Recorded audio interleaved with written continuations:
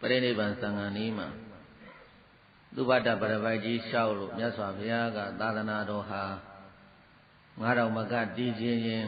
ဆရာကလည်းဆရာတောင်းကျေအောင်နေကြတက္ကကလည်းတက္ကတောင်းကျေပြုံးအောင်သာသနာတော်ကြီးကိုချီးမြှောက်ဆောက်ရှောက်ထောက်ပံ့မယ်ဆိုရင်ဒီသာသနာတော်ကြီးကတည်တတ်နိုင်တယ်တည်တတ်နိုင်တယ်လို့မြတ်စွာဘုရားကမိန့်တော်မူသွားတာအဲ့တော့ဘုန်းကြီးတို့ဒီသာသနာကွယ်တာနဲ့ပတ်သက်ပြီးတော့အနာဂတဝင်ကျမ်းမှာသာသနာ9000ပြည့်ရင်ကွယ်မယ်လို့ဒီကျမ်းကတော့ဒီလိုပြောတယ်သာသနာ9000ပြည့်ရင်ကွယ်လိမ့်မယ်တဲ့သာသနာဟာဘယ်လိုမျိုးကွယ်သွားမလို့ဆိုရင်သာသနာကွယ်နည်း9နည်းတဲ့နံပါတ်1ကပရိယတ္တိသာသနာနံပါတ်2ကပရိပတ်တိသာသနာနံပါတ်3ကပရိဝေဒသာသနာနံပါတ်4ကလိင်္ဂသာသနာနံပါတ်5ကဓာတုသာသနာတဲ့ဘုရားပြည့်တာကြားဖို့နေတာကပရိယတ္တိသာသနာပရိပတ်တိသာသနာပရိဝေဒသာသနာဒီလိုကြားဖို့နေတာနောက်သာသနာ2မျိုးပေါ်လာတယ်ပြည့်တိုင်လိင်္ဂသာသနာနဲ့ဓာတုသာသနာဆိုပြီးတော့အဲ့တော့ပရိယတ္တိသာသနာနဲ့ပရိပတ်တိသာသနာနဲ့ပရိဝေဒသာသနာနဲ့ဒီသာသနာတော်300ဟာ3000နဲ့တူတယ်တဲ့တစ်ခုဆိုင်ရင်အကုန်ဆိုင်သွားရောတဲ့တစ်ခုလဲရင်လည်းပဲနောက်ထောက်တွေအဲ့ဒါလဲသွားရောတဲ့ဒီ3ခုကတောက်တဖွဲပဲတဲ့အဲ့တော့ဘုန်းကြီးတို့ပရိယတ္တိသာသနာကွယ်တဲ့အကြောင်းကိုနည်းနည်းလေးပြောမယ်ပရိယတ္တိသာသနာဘယ်လိုနည်းနဲ့ကွယ်သွားမလို့ဆိုလို့ရှိရင်တဲ့မင်းနဲ့ပြည်သူတိုင်းပြည်အုပ်ချုပ်မင်းလုပ်တဲ့ပုဂ္ဂိုလ်တွေတိုင်းသူပြည်သားတွေတရားပြည့်ရင်တဲ့မင်းကလည်းမင်းချင်းတရားတွေပြည့်တယ်တိုင်းသူပြည်သားတွေကလည်းတိုင်းသူပြည်သားတွေလိုက်နာကျင့်သုံးရမယ်တရားတွေပြည့်သွားပြီဆိုလို့ရှိရင်တဲ့နံပါတ်1ဘာတွေဖြစ်လာမလို့ဆိုရင်မိုးလေဝသရာသီဥတုတွေဖောက်လွယ်ဖောက်ပြန်ဖြစ်လိမ့်မယ်တဲ့ရာသီဥတုတွေဖောက်လဲဖောက်ပြန်ဖြစ်တဲ့အတွက်ကြောင့်မို့လို့ရာသီအလိုက်စိုက်ပျိုးရတဲ့သီးနှံများပျက်စီးတယ်သီးနှံတွေပျက်စီးတဲ့အခါကျတော့ဘယ်လိုဖြစ်လဲဒကာတော်မတွေကြက်လာတယ်ဇီဝရေးတွေကြက်လာတဲ့အခါကျတော့ခါတိုင်းဆိုလို့ရှိရင်လေအလှူဒန်းတွေပေးရောစီတန်းတွေတညံညံနဲ့တရားတော်ကြောင်းတဲ့ကုသိုလ်တွေဆက်သာသဘာတွေမှန်မှန်ရပဲတွေမှန်မှန်ရဒီလိုရာသီဥတုမှန်ပြီးတော့ကောက်ပဲတိဏ္ဍတွေထွက်တော့ကိုလည်းစားကိုပြည်တွေကိုသားလေးတွေလည်းရှင်ပြုဟေးဒီနေ့စပားပေါ်ရင်ရှင်ပြုမယ်ဟဲ့ပဲရောက်ပြီးရှင်ပြုမယ်ယဟန်ခံမယ်ဟဲ့ပဲရောက်ပြီးလို့ရှိရင်ကြောင်းဆောင်မယ်ဟဲ့အစရှိသည်အဖြစ်ကိုတိဏ္ဍကိုချင့်ချိန်ပြီးတော့ဘယ်လောက်တိုင်းတာထွက်ရင်ဘယ်လောက်ရောက်ပြီးတော့ဝန်သာတပတ်ခြံပြီးတော့ကျန်တာတွေကြောင်းဆောက်ပြည့်မယ်တရားတည်ပြည့်မယ်ရှင်ပြုပြည့်မယ်ယဟန်ခံပြည့်မယ်ကုသိုလ်ကောင်းမှုလုပ်ပြည့်မယ်ဆိုပြီးတော့အဲ့ဒီလိုပြုလုပ်ဆောင်ရွက်မဲ့တရားတော်မတွေဟာပဲတွေမထွက်စပါးတွေပြဲအဲ့လိုဖြစ်လာပြီးတော့တစ်နှစ်ဆိုရင်ကိစ္စမရှိဘူးနှစ်နှစ်ကိစ္စမရှိဘူးသုံးနှစ်ကိစ္စမရှိသေးဘူးလေးနှစ်ငါးနှစ်၆နှစ်9နှစ်10နှစ်အဲ့လိုဇက်တိုက်ကြီးတခါတော့မိုးတွေခေါင်ကျင်တဲ့အခါကျဆွတ်ခေါင်ရေတွေကြီးကျင်တဲ့အခါကျဆွတ်ကြီးအဲ့ဒီလိုတွေဖြစ်လာပြီဆိုလို့ရှိရင်တဲ့ကိုစားဖို့မှအနိုင်ဆိုတော့တန်ဃာကိုလည်းမလှူနိုင်ကြတော့ဘူးမလှူနိုင်တော့တန်ဃာတွေဘက်ကလတ်လာပါမရဘူးဘုန်းကြီးတို့မြမသမိုင်းသာသနာသမိုင်းမှာဖြစ်ဖူးတဲ့ဖြစ်ရတစ်ခုရှိပါတယ်တန်ဃာတွေဒုဗိကံတရကစိုက်တဲ့အခါကျတော့တန်ဃာတွေစားဖို့တောက်ဖို့မရှိတရားဓမ္မတွေကလည်းမလှူနိုင်မတန်းနိုင်တဲ့အခါကျတော့ကိုတော်တွေဒီပရိယတ္တိသာနာတော်ကိုဘယ်လိုအသက်ဆက်ခဲ့ရတော့ဆိုလို့ရှိရင်ညနေကြလို့ရှိရင်ဟိုးတဲတောင်ပြင်မှာသွားပြီးတော့တဲတွေကိုဘိုက်ပေါ်တင်းရေဆက်ဆက်မှာတဲတွေကိုဘိုက်ပေါ်တင်းဘိုက်ပူလို့ဝမ်းပူလို့နေလေကလည်းစောမစားဘူးအာယုံတော့လည်းမစားဘူးဒါပေမဲ့လို့တို့ဒီရထားတဲ့မြတ်စွာဘုရားရဲ့စာတွေကိုမပြောင်းမပြည့်ရအောင်နေတိုင်းတန်ဃာတွေကရွတ်ဖတ်ပြီးတော့ပြန်နေရတာခုခေတ်လိုစာအုပ်ရှိတာမဟုတ်ဘူးစာအုပ်ထဲမှာရေးထားပြီးပြီဆိုရင်ကိစ္စမရှိဘူးစာအုပ်ထဲမှာမရေးရသေးခင်ခက်ပေါ့ ကြောက်တဲ့အခရာတို့ပေတဲ့အခရာတို့စက္ကူပေါ်မှာမတင်ရခင်ခေတ်တုန်းကတန်ဃာတွေကဟာဒီဘုန်းကြီးတို့ပရိယတ္တိစာပေကိုနှုတ်ထဲမှာပဲဆောင်းထားကြတယ်နှုတ်ထဲမှာဆောင်းထားတော့ကြာရင်မေ့မှကြောက်လို့ဘာဖြစ်လဲဒီစာကိုနေ့တိုင်းအခောက်အထက်ရွတ်ဖတ်ရတယ်အဲ့ဒီမှာဒုဗ္ဗိကန္တရကစိုက်တဲ့အချိန်နဲ့ကြုံတော့ကတန်ဃာတွေဘယ်လောက်ထိအောင်ဒုက္ခရောက်ကြတော့ဆိုလို့ရှိရင်ဒီပရိယတ္တိသာသနာကွယ်မသွားအောင်လို့စာပြန်ရတဲ့အခါမှာဝမ်းထဲမှာပူတော့ဟိုသဲဆဆကရေနဲ့သဲနဲ့ရောနေတဲ့သဲတွေကိုဘိုက်ပေါ်မှာတင်းပြီးတော့အဲ့ဒီပရိယတ္တိစာပေတွေကိုအဲ့ဒီလိုတန်ဃာတွေကမပြောင်းမပြအောင်အသက်ဆက်ပြီးတော့ရေတောက်ပြီးတော့ဘိုက်ပေါ်မှာသဲတင်ပြီးတော့ရွတ်ဖတ်ပြီးတော့ထိမ့်သိမ့်လာတာနောက်ပိုင်းကျတော့ဒီကိုယ်တော်တွေပြန်တော်မူသွားရင်တော့ဖြင့်ပရိယတ္တိသာသနာပျောက်သွားတော့မယ်။ကိုင်ပေထက်အခရာတင်ကြသို့ဆိုပြီးတော့မှအဲ့ဒါပေရွက်ပေါ်မှာရေးပြီးတော့မှတ်ခဲ့တယ်။ကြောက်ထက်အခရာတင်ကြသို့ဆိုပြီးတော့ကြောက်ပေါ်မှာရေးပြီးတော့မှတ်ခဲ့တယ်။အဲ့ဒီတဲ့တစ်ဆင့်မြင့်လာတဲ့အခါကျတော့ကိုင်စက္ကူပေါ်ရေးပြီးတင်ကြသို့ဆိုပြီးတော့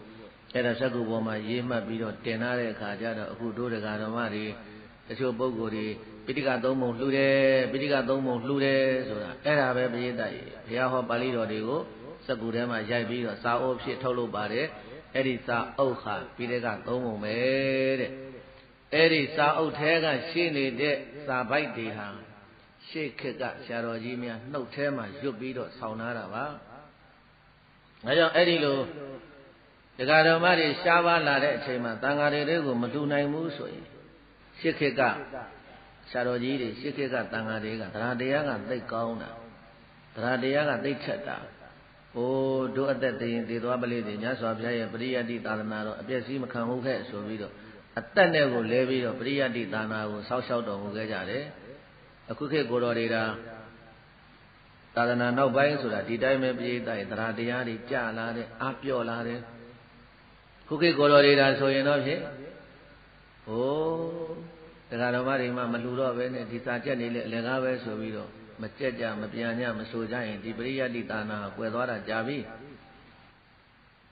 အဲ့တော့တို့ဘုန်းကြီးတို့ဘုရားကိုဘုန်းကြီးနားလည်အောင်ပြောမယ်ပရိယတ္တိသာသနာကွယ်တယ်ဆိုတာ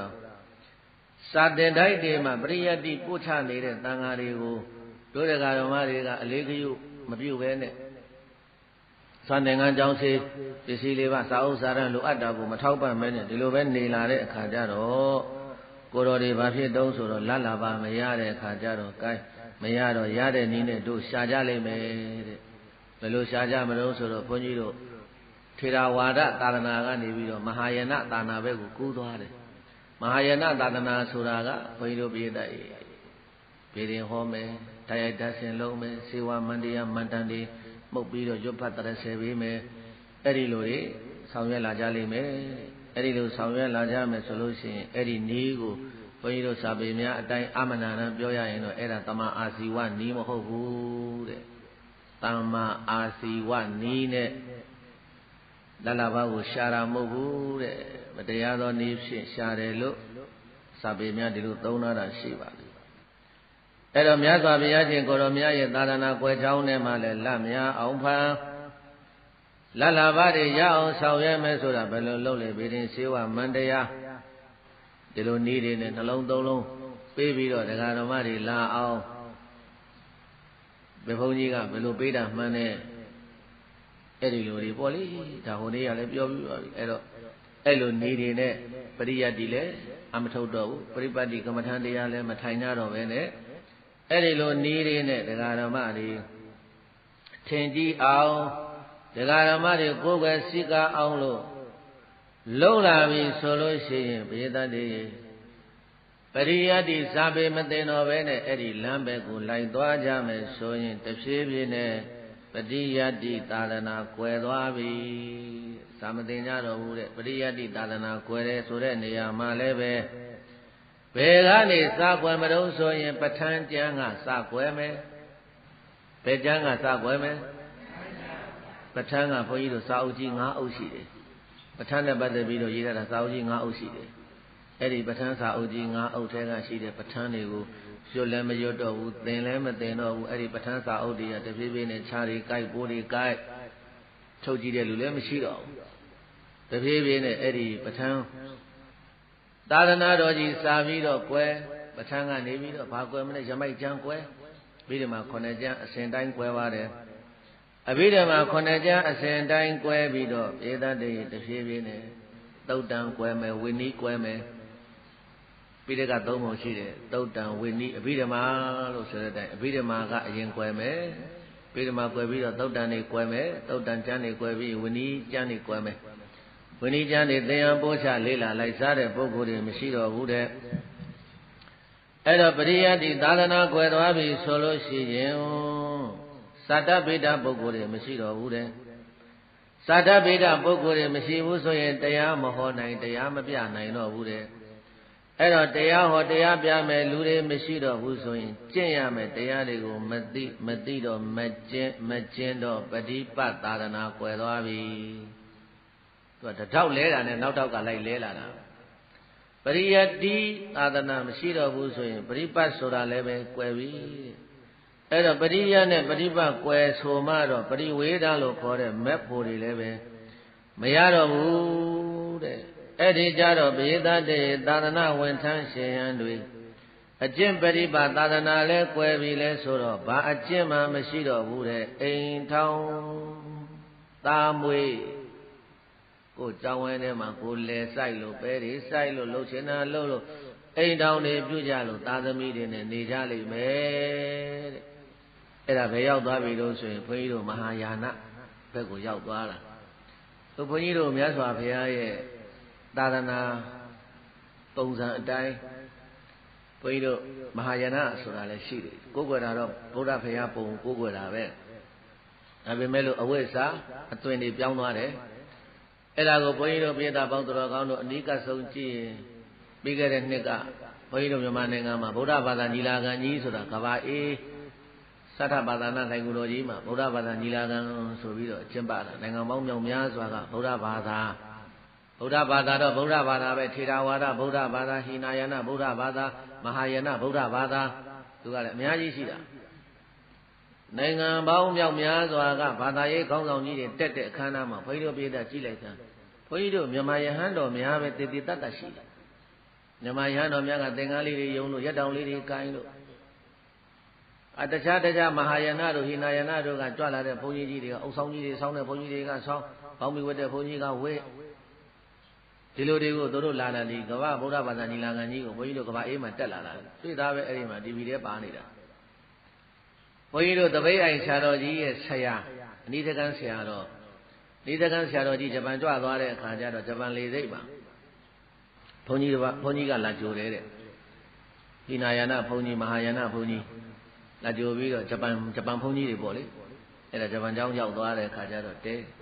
ဒီမှာလာတော့ကတော့ဝတ်စုံနဲ့ဗာနဲ့ကြာနာဟိုရောက်တဲ့အခါကျတော့ဘုန်းကြီးကဘောင်းမီနဲ့အင်ကြီးနဲ့ဖြစ်နေတော့နေစကန်းဆိုတော့ကြီးကမေးတယ်ကိုလူကိုလေသိမ်းမှလာကြိုတော့ကသင်္ကန်းနဲ့ဗာနဲ့အခုဘယ်လိုလဲဒီရောက်တော့ဟိုဘောင်းမီတွေအင်ကြီးတွေနဲ့ဖြစ်နေပါလားနေစကန်းဆိုတော့ကြီးကမေးတော့အဲ့ဒီမဟာယာနဘုန်းကြီးကဂျပန်ဘုန်းကြီးကဖြေတယ်တဲ့အိုးလူကြားတဲ့သွားတဲ့အခါကျတော့လေလူများမြင်ကောင်းအောင်နေရတာပဲလို့ဆိုတယ်တဲ့လူကြားတဲ့မဟုတ်ဘူးကိုเจ้าမှာကိုဆိုတော့ကိုနေနေလုံးနေတာပဲလို့ဆိုတယ်တဲ့အဲ့ဒါနဲ့ပြီးတဲ့အခါကျတော့နေစကန်းဆိုတော့ကြီးကိုမိတ်ဆက်ပေးတယ်မြို့သမီးတယောက်ခေါ်ပြီးတော့မြို့သမီးကလည်းကရုံးဒီလားရှင်အဲ့ဒါဘာလဲဒီလားရှင်ဒါငါဇနီးဒါဘာလဲဒါသားဒါသမီးအဲ့ဒါငါသားကြည့်လိုက်ရင်ဘုန်းကြီးကိုပေးမှာငါသမီးကြည့်လိုက်ရင်ဒီလားရှင်ကိုပေးမှာဒီလိုကိုအဲ့ဒါဘုန်းကြီးတို့ဒါမြတ်စွာဘုရားကတော့ဘုန်းကြီးတို့ထေရဝါဒသာသနာမှာကတော့သာသနာကုံမဒါမျိုးတွေဖြစ်မယ်လို့ခေါ်ထားပေမဲ့လို့ဂျပန်တို့ဘာတို့မှာဘုန်းကြီးတို့ပြည်သားကြီးဒီမဟာယာနဘုန်းကြီးတွေကအဲ့ဒီလိုအိမ်တော်ပြုခြင်းတာမွေခြင်းဆိုတဲ့အလုပ်ကိစ္စတွေကိုခုတည်းကသူတို့ဆောင်ရွက်နေကြတာပဲအဲ့တော့တူတူချင်းချင်းလူရင်းနားလည်အောင်ပြောလိုက်ရအောင်ဘုန်းကြီးတို့ထေရဝါဒသာသနာမှာလည်းပဲနောက်ပိုင်းပေါ့လေတရားတော်မတွေဘိုးလေဝသားတွေခေါင်းပြီးတော့ญาတိဥရုတွေဖောက်ပြန်ပြီးတော့စားစရာတောက်စရာမရှိလို့ဒုက္ခရောက်နေတဲ့အချိန်မှာတန်ဃာတော်တို့ကိုလှည့်မကြည့်နိုင်ကြတော့ဘူးဆိုရင်တန်ဃာတော်တို့ကလည်းအိုးတို့မှလှည့်မကြည့်ပဲနဲ့ဗာဒီဝဏိသိက္ခာဘုဒ္ဓလိုက်နာတရားလိုသေးလေတို့မျက်နှာကြည့်နေတရားမလိုဘူးတို့ကတို့ရှားစားနေရတာတို့ကတို့နေခြင်းတဲ့ပုံစံတိုင်းနေမယ်ဆိုပြီးတော့အဲ့ဒါအိမ်တော်ပြုခြင်းတာမွေးခြင်းဆိုတဲ့လုပ်ငန်းကိစ္စတွေကိုလှုပ်လာကြလိမ့်မယ်တဲ့အဲ့ဒီတော့ဒီသင်္ကန်းကြီးဟာဘယ်လိုဖြစ်လာသလဲအေးတိုက်သင်္ကန်းဟာခဏခဏပတ္တေယခဏခဏယံတဲ့ လျှော်ရဖို့ရတာလဲတောင်းဝန်ကြီးတယ်အဲ့တော့ဒီသင်္ကန်းကိုလေးတယ်ဆိုပြီးတော့ရှုပ်တယ်ဆိုပြီးတော့ဒီသင်္ကန်းကိုခြုံမောပြစ်တင်အဲ့ဒီခြုံမောမပြစ်တင်ချိန်လေးမှဒီသင်္ကန်းတွေကလက်သန်းလောက်လက်မလောက်သင်္ကန်းစာလေးကိုကကြီးလေးနဲ့ကိုက်ပြီးတော့လက်ဘင်းထဲမှာခြိထားမယ်နားထဲမှာပန်ထားမယ်လက်ကောက်ဝတ်မှာခြိထားမယ်အဲ့ဒီချိန်ထိအောင်ကိုလိန်ကသာသနာမကွယ်သေးဘူးတဲ့သင်္ကန်းအကြီးကြီးတော့ပျောက်သွားပြီသင်္ကန်းအသေးလေးတွေကြံသေးတယ်လက်ထဲမှာနားထဲမှာတွေ့ကြရဝတ်တွေကိုကောက်ဝယ်ထားမယ်သင်္ကန်းစာလေးတွေရှိနေအောင်မယ်အဲ့ဒီအချိန်မှတော့မှဘေးသားရဲ့အဲ့ဒီအချိန်မှတော့မှတန်ခတ်တာထေမာလို့တန်ခတ်ခုံကိုယင်မှန်းပြီးတော့လှူအောင်မယ်ဆိုရင်အကျိုးပေးနိုင်သေးတယ်တန်ခတ်ခုံကိုအာယုံပြုတယ်ဘာခုံကိုအာယုံပြုပုဂ္ဂိုလ်ကိုကြည့်ရင်ကတော့ကြီးညိုစရာတခွက်မှမရှိတော့အိမ်တော်ပြုတယ်တာမွေးတယ်ကျောင်းမှာပကက်တွေနဲ့ကလေးတွေနဲ့စူးညံပွဲနဲ့ဘုန်းကြီးကကလေးထိပ်ပကက်တွေဒီလိုလုပ်တဲ့အချိန်မျိုးကိုရောက်လိမ့်မယ်တဲ့သာသနာကွယ်တဲ့အခါကျတော့ဒါပေမဲ့လို့နားထဲမှာလည်းပင်ထဲမှာလက်ကဝတ်ထဲမှာသင်္ကန်းစာလေးရှိနေသေးတယ်အဲ့ဒီသင်္ကန်းစာဟာလည်းပဲလဲလုံရင်ရလုံရင်နဲ့တောတဲ့တောင်ထဲသွားရင်နဲ့ကလေးထိရင်နဲ့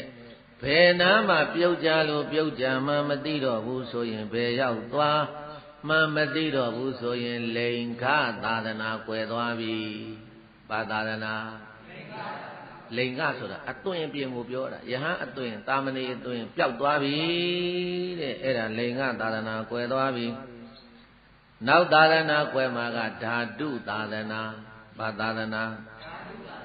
ဓာတုသာသနာကွယ်တာကတော့ဘုန်းကြီးတို့ဘုရားရှင်ကိုရောမြတ်ရဲ့တတ်တော်ထင်ရှားရှိစဉ်ကာလကပေးထားခဲ့တဲ့ဆံတော်တွေမြတ်စွာဘုရားပြိဋိဘံဆံပြီးတဲ့နောက်မှာဒေါနာပုံနာကြီးဟိုကုတ်တင်နာယုံမှာဝေရာဓာတ်တော်တွေဘုရားရဲ့ဓာတ်တော်တွေဟာစေတီတွေတည်ထားကြတာတခါတည်းအသောကမင်းကြီးတို့ဘုရားဓာတ်တော်နဲ့ထေကရတဲ့ဓာတ်တော်တွေနဲ့စေတီတွေတဲကြဆံတော်တွေစေတီတွေတဲကြဘုန်းကြီးတို့အခုရွှေတကုံတို့ရွှေမော်တော်တို့တိုက်ထီယိုတို့ဘုရားရဲ့ဆံတော်တွေဌာပနာပြီးတော့တည်ထားတဲ့စေတီဘုရားအဲ့ဒီစေတီဘုရားတွေကိုလည်းပဲပြိုကျပျက်စီးဒကာဓမ္မတွေကလည်းမသွားကြတော့ဘူးကိုယ့်အကူစာဝတ်နေတော့မနေဆိုတော့ဘုရားဘူးလည်းမသွားနိုင်တော့ဘူးဘုရားရွှေသင်္ကန်းလည်းသွားမကနိုင်တော့ဘူးဘုရားရှင်မိပန်းလည်းမပူဇော်နိုင်တော့ဘူးအဲ့ဒီလိုမြတ်စွာဘုရားရဲ့ဓာတ်တော်တွေဆံတော်တွေနဲ့တည်ထားကိုယ်ွယ်အပ်တဲ့စေတီတွေကိုသွားပြီးတော့စေမီးလေးတစ်ခွက်ဆွန်းလေးတစ်ပွက်သစ်သီးလေးတစ်လုံးထဲမှာလာရောက်ပြီးတော့ပူဇော်တဲ့သူတွေမရှိကြတော့ဘူးဆိုလို့ရှိရင်တဲ့အဲ့ဒီဓာတ်တော်တွေဆံတော်တွေအံတော်တွေဟာဧတတိကောင်းကင်ယံကနေအကုန်လုံးဌာပနာတိုက်တွေကိုဖောက်ထွက်ပြီးတော့ကောင်းကင်ယံကနေပြန်ပြီးတော့ဘောဓိပင်ကြီးမှာသွားစုမယ်တဲ့ဘယ်ပင်ကြီးမှာသွားစုမယ်ဘောဓိပင်ကြီးမှာမြတ်စွာဘုရားပွင့်တော်မူတဲ့ဘောဓိပင်ကြီးမှာလူပြည်နတ်ပြည်နဂါပြည်ကလုံးပြည်တွေမှာရှိနေတဲ့ဓာတ်တော်တွေဟာအကုန်လုံးကြွတော်မူလာပြီးတော့ယခုအိန္ဒိယနိုင်ငံခရာဒေသမဟာဘောဓိပင်ကြီးမှာလာရောက်စုပုံပြီးတော့ဘုရားရှင်ကိုရောမြတ်တတ်တော်ထင်ရှားရှိတဲ့ကဲ့သို့ရုပ်ပုံတော်ကြီးဖန်ဆင်းပြမယ်တကူဗျာတိဟံကိုလည်းပြလိမ့်မယ်ဆံတော်ကဆံတော်နေရာပြန်တက်သွားတော်ကသွားတော်နေရာပြန်တက်အကုန်လုံးပိဋကတ်တွေသူခါတဲ့ဘယ်မှာမှမကြံတဲ့သွားတော်တွေဆွဲတော်တွေအခုတရုတ်ပြည်မှာရှိနေတဲ့ဘုန်းကြီးတို့မြန်မာနိုင်ငံကိုဆွဲတော်ကြွလာတာတရုတ်ပြည်ကဆွဲတော်ဒါပူဇော်နေကြသေးတာအခုတကယ်လို့သာသနာလိင်္ဂသာသနာကွယ်လို့ပရိယတ္တိသာသနာကွယ်လို့ပရိပတ်တိသာသနာကွယ်ပရိဝေဒသာသနာကွယ်လိင်္ဂသာသနာကွယ်ဓာတုသာသနာကွယ်တဲ့နေမှာပြည့်တတ်တယ်အဲ့ဒီတရုတ်ပြည်မှာရှိနေတဲ့ဆွဲတော်တွေကုန်လုံးသူ့အတူတကိုးနဲ့ပဲကောင်းကင်ယံကနေပြန်ကြွပြီးတော့သူ့နေရာသူပြန်တက်လို့ဗုဒ္ဓရဲ့ရုပ်ပွားတော်အသွင်ကိုဖန်ဆင်းပြလို့တကိုးဗျာတိဟာပြမယ်တဲ့စัจ java လာတိုက်တစ်သောင်းမှရှိနေတဲ့နတ်တွေမြမတွေကဘောဓိပင်ကြီးအောက်မှာစုဝေးပြီးတော့ဘောဓိပင်ကြီးအောက်မှာစုဝေးပြီးတော့နတ္တတိလောကောဝတ္တဘောနတ္တတိလောကောဝတ္တဘောဘိုးဩချင်းတို့နတ္တတိလောကောလောကကြီးပြည့်စည်ပြီလောကကြီးအမှောင်ဖုံးသွားပြီလို့ နတ်တွေမြမတွေကပိသတ်တွေအဲ့ဒီဘောဓိပင်ကြီးအောက်မှာတော်ရန်ဒီကောင်းစွာမဲ့သွေကိုကျွေး၍နေကြလေကုန်ပြီတကား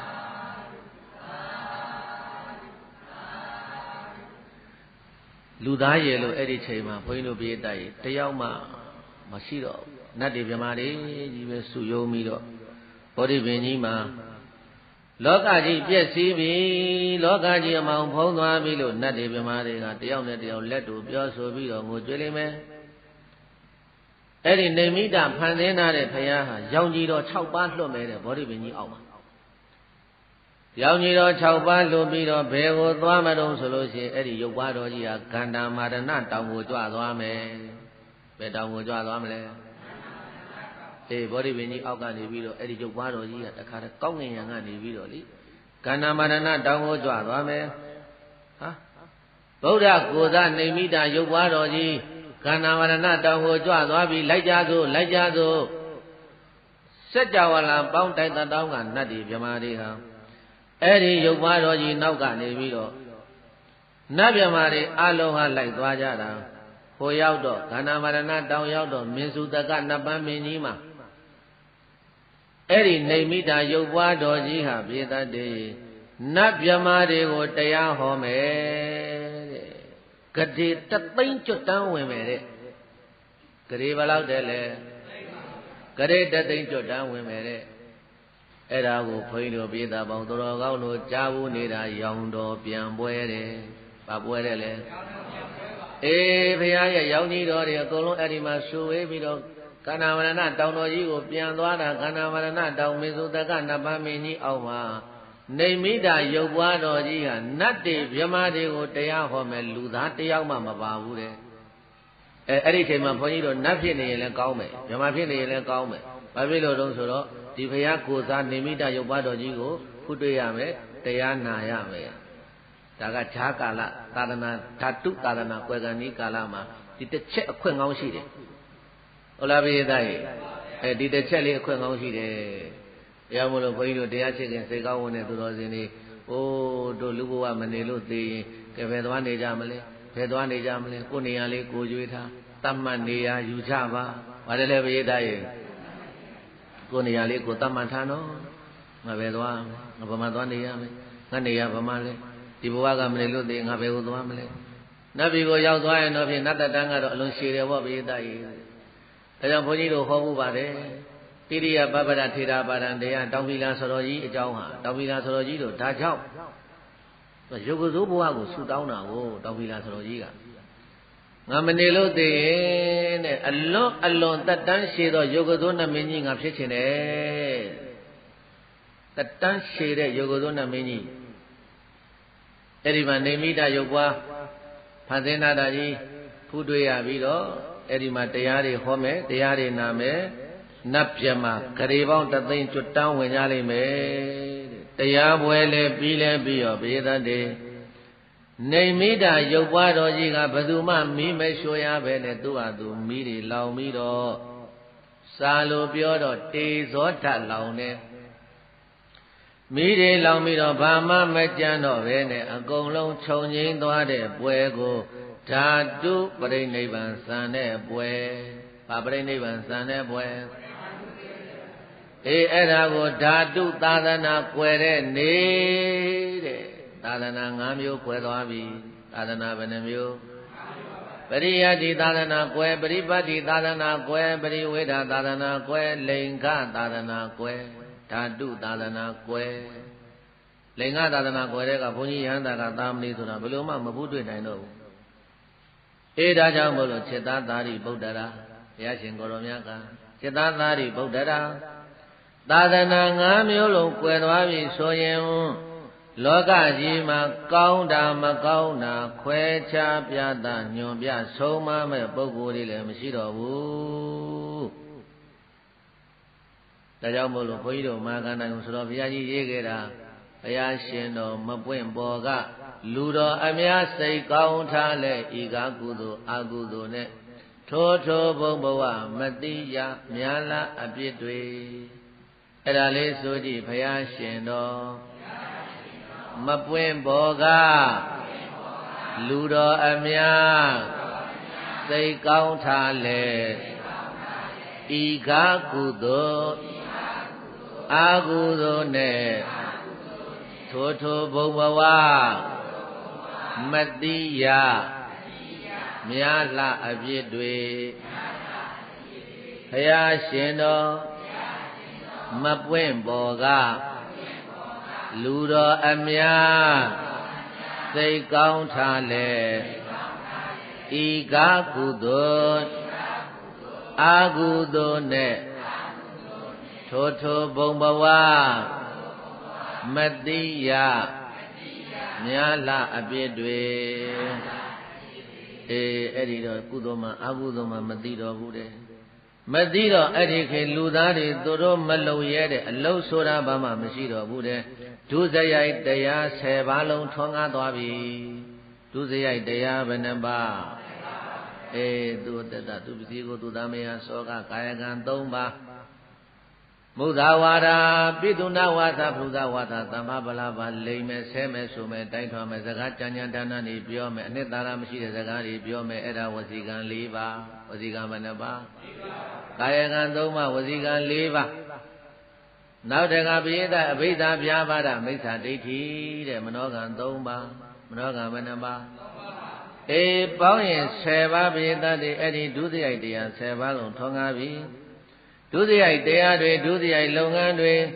သူတို့လုံလဲလုံလာကြတော့ပိယတတွေဘာဖြစ်လာကြမလဲဆိုရင်စိတ်ကြံကိုယ်ကြံရုပ်တွေကြံလာမယ်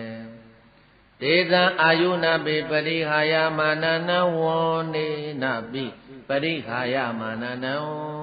တဲ့စိတ်ကြမ်းမှတော့ရုပ်လဲကြမ်းကုန်တော့တာပဲကိုယ်ကြမ်းမှတော့ရုပ်လဲကြမ်းကုန်တော့တာပဲစိတ်ရောကိုယ်ရောကြမ်းမှတော့နှုတ်လဲကြမ်းလာကြတယ်တဲ့အဲ့ဒီလိုရုပ်ကြမ်းစိတ်ကြမ်းကိုယ်ကြမ်းဘုန်းကြီးတို့ပြေးတာအဲ့ဒီခက်ကိုမပြောပါနဲ့ဦးအခုဘုန်းကြီးတို့ခက်ကိုပဲကြည့်လိုက်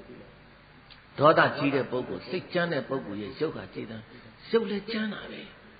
ဒေါသဖြစ်နေတဲ့ပုဂ္ဂိုလ်ရဲ့မျက်နှာထားကြီးတင်းပြီးတော့မျက်ထောက်ကြီးနေပြီးတော့ရုပ်ကြမ်းလာဘလောက်ငကိုတဲကနုညံ့သိမ်မွေးတဲ့ရုပ်ပဲဖြစ်ဖြစ်ဒေါသဖြစ်လာပြီဆိုလို့ရှိရင်တော့အဲ့ဒီမျက်နှာကြီးကနေရဲပြီးတော့တခါလဲရုပ်ကကြမ်းသွားတာပဲဟိုခစ်ကောင်မပြောနဲ့အခုသာသနာမကုန်သေးဘူးသာသနာမကွယ်သေးဘူးသာသနာ1550ပဲရှိနေသေးတယ်သာသနာတဝက်ကျိုးနေတဲ့အချိန်မှာတော့ကြည်သားဘလောက်လှတဲ့အမျိုးသမီးပဲဖြစ်ဖြစ်ဘလောက်လှတဲ့အမျိုးသားပဲဖြစ်ဖြစ်ဒေါသစိတ်ကြမ်းလာတဲ့အခါမှာရုပ်ကြမ်းလာတယ်စိတ်ကြမ်းရင်လည်းဘာကြမ်းလာလဲရုပ်ပါကြမ်းလာတာပါးစပ်ကလည်းပဲတခါဆဲဆူတိုင်းထွားလက်သီးတွေနဲ့ကြမ်းနေထူးကြိုက်မယ်နဲ့မယ်ဆွဲလာရမ်းလာနဲ့ဒီလိုတွေဖြစ်လာတာဒါကြောင့်မို့လို့စိတ်ကြမ်းလာရင်ရုပ်ကြမ်းလာမယ်တေတံအာယုနာပိပရိဟာယမာနံဝန္နေနပိပရိဟာယမာနံရုပ်တွေကြမ်းစိတ်တွေကြမ်းလာတော့ဘာတွေဆုပ်ယုံလာမလို့ဆိုရင်အာယုနာပိအသက်တွေဆုပ်လာမယ်အသက်ဆုပ်တယ်ဆိုအသက်တူတယ်တဲ့အဲ့ဒီခေတ်ကြတော့အသက်တူပြီအဲ့တော့လူတွေရဲ့တက်တန်းဟာဘုန်းကြီးတို့ပြည်သားရဲ့ဘုန်းကြီးကြော်ပြောလိုက်တော့မယ်လူတွေရဲ့တက်တန်းဟာလေဘလောက်ထိအောင်ကိုအသက်တွေဆုပ်ယုံသွားမလို့ဆိုလို့ရှိရင်တဲ့ဟိုသက္ကဝတ္တိသုတ်တံမှာပြထားတာရှိပါတယ်ဘဝေတတိကောဘိက္ခဝေသောဘဝေတတိခောဘိက္ခဝေသောယံဣမေတံမနုဿန္တံတတဝတ္တယုခဗုဒ္ဓံဘဝေတံတိတတဝတ္တယုကေတုဘိက္ခွေမနုဿိတုပိစဝတိကကုမာရိကအလံပတေယံဘဝေတံတိဘိက္ခဝေယံတို့မြတ်ဥစေတတို့ဣမေတံမနုဿန္တံအတ္တိလူတို့ရဲ့တတဝတ္တယုက10နှစ်အသက်ရှိကုန်သောတတန်းတွေကဘယ်လောက်ထိဆုတ်သွားမလို့ဆိုရင်တဲ့သူဘုန်းကြီးတို့ဆုတ်လာတဲ့တက်တန်းကိုကြည့်မြတ်စွာဘုရားပွင့်တော်မူတာဘုန်းကြီးတို့ပြည်သားယာတန်းမှာပွင့်တာဘုရားဘယ်လောက်တန်းမှာပွင့်လဲဘုရားယာတန်းမှာပွင့်တာအခုဘုရားပြိဋိဘံဆံသွားတာနှစ်ပေါင်း2500အနှစ်1000ကိုတစ်နှစ်ဆုတ်တယ်အနှစ်1000ကိုတစ်နှစ်ဆုတ်တယ်ဆိုတော့နှစ်ပေါင်း2500ဆိုတော့25နှစ်ဆုတ်သွားတာဘယ်လောက်ဆုတ်သွားလဲအဲ့တော့100တဲက25နှုတ်တော့ဘယ်လောက်ကျန်လဲဟောဘုန်းကြီးတို့နေတာ85နှစ်တန်း85နှစ်တန်းကနေအနှစ်1000ပြည့်လို့ရှိရင်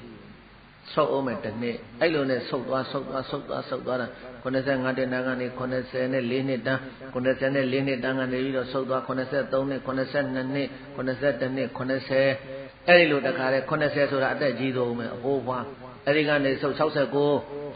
တော့ရှားပြီမရှိတော့ဘူး69ကနေဆုံးသွားတာ50ကနေဆုံးအသက်စိတ်ကနေဆုံးအသက်20ဆိုရင်အဖိုးကြီးဖွားကြီးဖြစ်ပြီတဲ့အဲ့ဒီအသက်20ကနေဆုံးသွားတာဘယ်လောက်ထိတော့10နှစ်တန်းနဲ့ဘယ်လောက်တယ်လဲဘယ်တိုင်း